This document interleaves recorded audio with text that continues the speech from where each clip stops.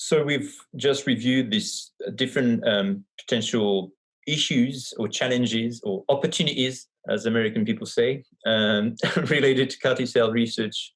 So one of them is, how do we improve outcomes? Do we get more patients into complete remissions and more durable responses?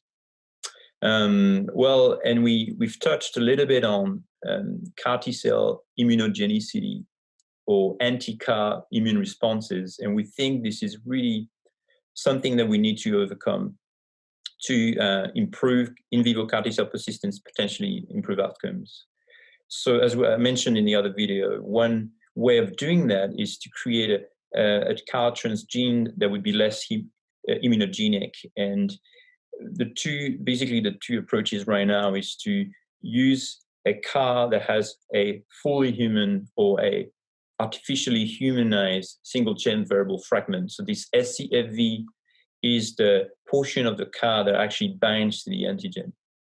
And what we've shown in previous work that we published a couple of years ago was that we could map these immune responses to this murine scFv. And bear in mind that currently all CAR T-cell products that are commercially approved around the world all bear a murine scFv. So we think we need to combat this immunogenicity by using a fully human CAR or humanized CAR T-cell. So that's one part.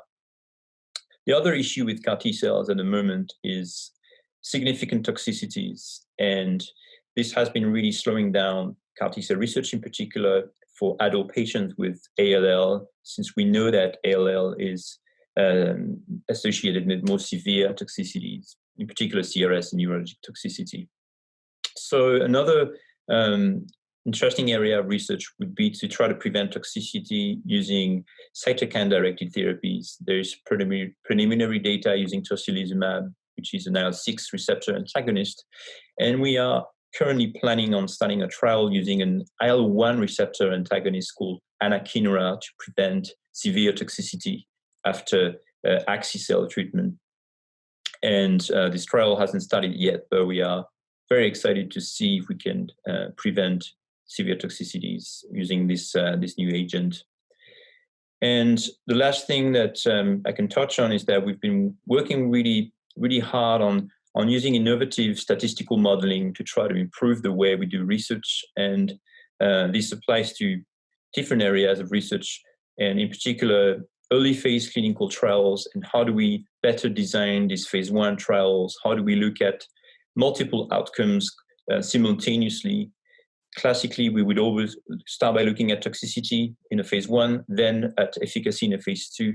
And there's many new innovative designs that allow us to look at both efficacy and toxicity simultaneously. So we've been working on implementing and developing these new designs.